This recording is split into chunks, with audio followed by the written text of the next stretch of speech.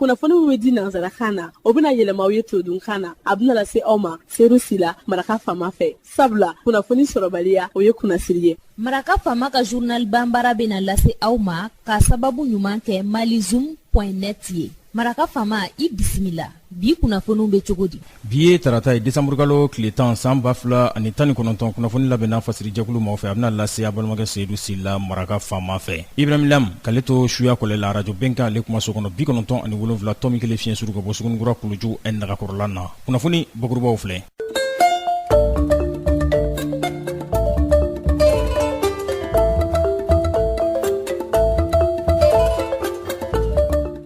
Centre international de conférence de Bamako ale ye ɲɔnajɛrɛ bisimila kunungo ntɛnɛndonya. Ɲɔnajɛrɛ a bɛ tali kɛ wulikajɔ la ka kɛlɛbolo ta ka ɲɛsi lajaabaw ma minnu bɛ ta ka musolakaw k'olu sɛgɛrɛ. A labɛnna fondation ERA maaw de fɛ baaraɲɔgɔnya ani dafa dɔ ye Senegalikaw tɔgɔ la incognito kɔnɔwarikaw tɔgɔ la. Minisiri tun bɛ baara dayɛlɛ kɛnɛ kan mun ɲɛsin bɛ muso den ani du ka lahalaya ma.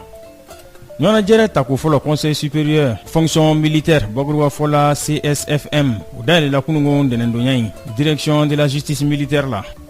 mugujugu ci dɔ kɛra kunungo sɔgɔma ka ɲɛsi wolomasiri tabaw dagayɔrɔ dɔ ma Niger ale kɔrɔɲan fan fɛ Tawa fanfɛla na. Don la kumaba olu ye nin ye minnu bɛna walawala aw ye sadani na aw ni ce maraka faama ka journal bamara lamɛnli la.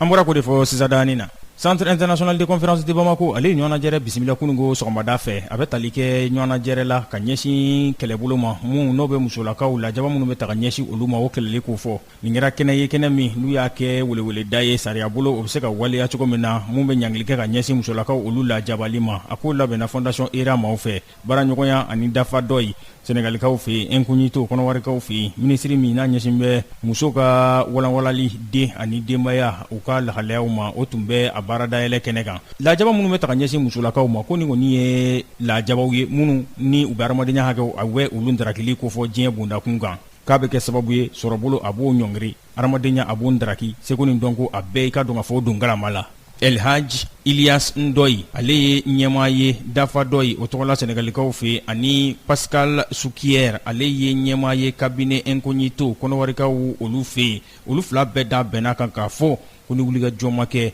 ka kunnafoniw di ka lafaamuyaliw kɛ ka kɛlɛbolo ta ka ɲɛsin musolakaw lajabali ma ko a ko gɛlɛyara dɛ k'a sababu kɛ diɲɛ bondakun kan bi lajaba bɛ kɛ ka ɲɛsin musolaka minnu ma k'a ka ca ko an yɛrɛ ka bondakun kan n'i ye danni kɛ maa 2,767 k'olu jatidenw na olu de lajabara. Maître Nadia Myriam Biolé ale ye ERA fondation o ɲɛmaa ye. Pour k'a ka kɛ sariyasun ye fo a ka passer conseil des ministres la n'a bɔra yen a bɛ tila ka taa assemblée nationale la députés fana b'a voter n'aw y'a voter sisan u bɛ tila ka a bɛ fɔ fɛn min ma ko décret d'application u bɛ tila ka ta o de b'a yira sisan sariya gafe in kɔni filɛ nin ye a bɛ mɔgɔw ka hakɛ dafa nka a bɛ ta nin cogo in na a bɛ bila nin cogo in na a bɛ nin sira in ta nin cogo in na tan donc an bɛ ka welewelemada de kɛ a bɛ fɔ a ma ko plaidoyer mɔgɔ o mɔgɔ bɛ se k'i da ɲuman don nin baara in na an ka sariya gafe in ta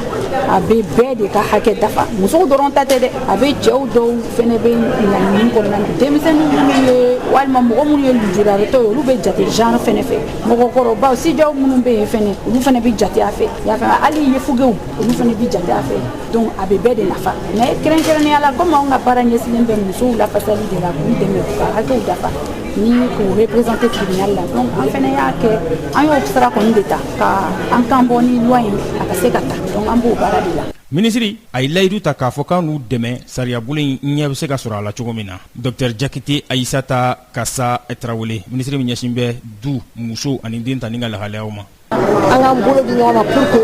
loi bɛ se ka kɛ cogoya min na sariya bɛ se ka ta cogoya min na ni ka dɛmɛ wale na parce que bɛɛ kɔni b'a dɔn fagali tɛ ko ɲuman ye a fagali ninnu bɛ sɔrɔ ko mun na i bɛ taa sɔrɔ ko ni fitinin sigi ka kuma tanya muso man ka dumuni sigi muso b'a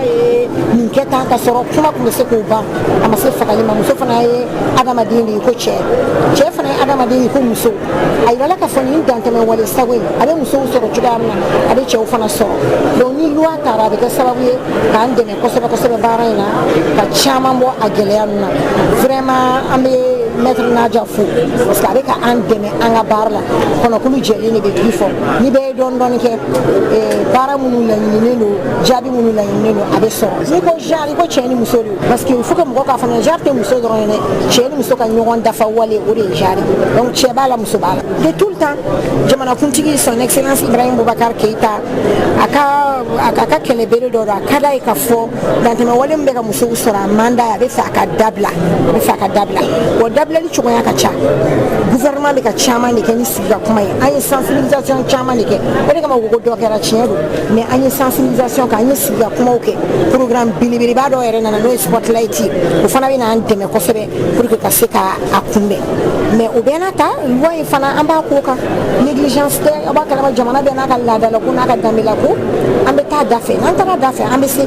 na da fule ka munke bi o ko mambay don ne be mi na la na klasa na don doni ambe se ni wele dami filɛ dɔwɛrɛ tɛ ko ka se ka bɛɛ lajɛlen la faamu maa n'o dan kan ka doni ko in na fangaw bɛ se ka fara ɲɔgɔn kan cogo min na sariya bolo ka waleya mun bɛ musolakaw olu lajabali o waleyaw olu kɔni ko fɔ diɲɛ bondakun kan ani anw fɛ farafinna Mali kɔnɔ.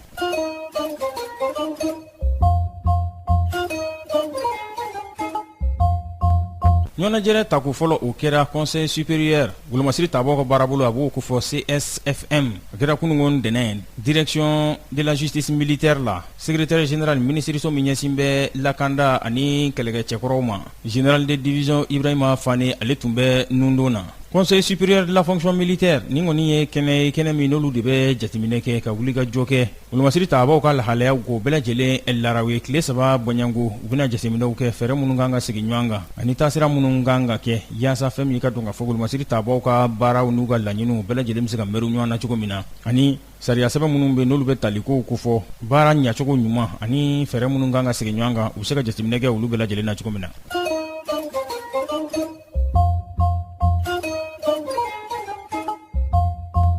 mugujuguji o kɛra kunungo sɔgɔmada fɛ a kɛra ka ɲɛsin wolomasiri tabaw ma Niger ale bondakun kan a kɔrɔnyanfan yɔrɔ la nugu ma ko Tawa ale bɛ dankun fɔ Niger ani Mali ni ɲɔgɔn cɛ u ko garnison Dakado a kɛra yeni nɔ de ni kɔni kɛra yɛrɛfagasiw dɔ ka muguporo ne sen fɛ ni yɔrɔ kofɔlen in na a ka bolimafɛn o porona a kɛra sababu ye wolomasiri taba maa kelen o bɔnɛna nin na 5 olu joginna u ye dɛmɛ don ɲɔgɔnya ta ka ɲɛsin olu ma ka taa n'olu ye Ɲame.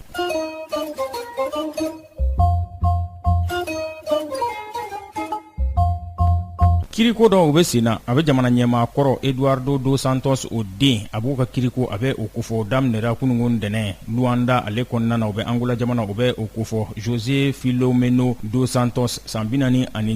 ale de tun bɛ u ka waribon dɔ kunna mun bɛ Angola jamana ka waribon yɛrɛmahɔrɔnya wariko o laraweli ko fɔ ko a n'a jɛɲɔgɔnjugu 3 k'u kɛra sababu ye ko ka wari ŋanamu wari min n'a a dabusi ka bon kosɛbɛ a ka kiriko olu de bɛ sen na ko wari yɛrɛ n'i ko k'i b'a jateminɛ k'a bɛ t'i jɔ k'u ye dolari wari o $500,000 k'u y'o de latɛmɛ banque centrale fɛ o labɔli nana ja u kunfɛ fo a taara dolari wari miliyari 1,500,000 bɔɲango la u ye mun labɔ k'a fɔ k'olu y'o labɔ de ko ka t'o don ko dɔ da la ko min bɛna kɛ sababu ye ko ka miliyari 35 lase Angola jamana ma u ka kiriko olu bɛ sen na. Ni bɛ dan sigi bi la Seydou la min labɛnna fasɛrijakulu mɔgɔ fɛ ka lase balimakɛ Seydou Sila Maraka faama fɛ Ibrahim Lam k'ale to suya kɔlɛ la ni Ala ma ka jɔnya sini an na ɲɔgɔn sɔrɔ ya kunnafoni kuraw k'olu lase aw ma yan'o cɛ sa n'a b'a fɛ ka segin Maraka faama ka journal bamara la a bɛ taa malizoom.net ale sanfɛ www.malizoom.net Maraka faama ka journal bamara ka kunnafoni jatara ka laselibaw an n'a bɛɛ lajɛlen ye n'a b'a fɛ ka reportage vidéo fana a bɛ taa malizoom ale page Facebook sanfɛ an n'a bɛɛ lajɛlen ne b'a fɔ aw ye ani ce a k'an bɛɛ sini ni Ala sɔnna ma. Maraka faama ka bi journal bambara lasera aw ma ka sababu ɲuman kɛ malizoom.net ye.